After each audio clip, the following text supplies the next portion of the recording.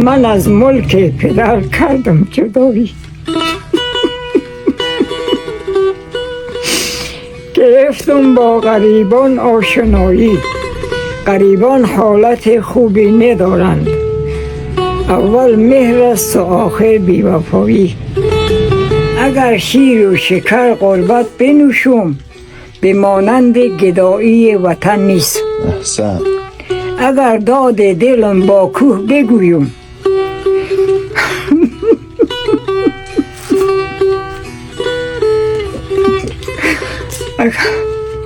اگر داد دلم با کوه بگویم، که کوه بی زبان آید به فریاد. این غم بزرگی که دارین چیه آج آقا؟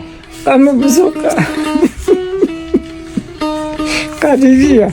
غریبی؟ غریبی غریبی خیلی سخت است. 20 سال میری یک خانه، یک حیاتی، میبینی خانه خراب شده. یادم میاد که این خانه نماز میخوندن، قرآن میخوندن، روزه میگرفتن، حالا این خانه خراب شده. بله. دلتون برای پدرتون یعنی بیشتر از همه تنگ شد؟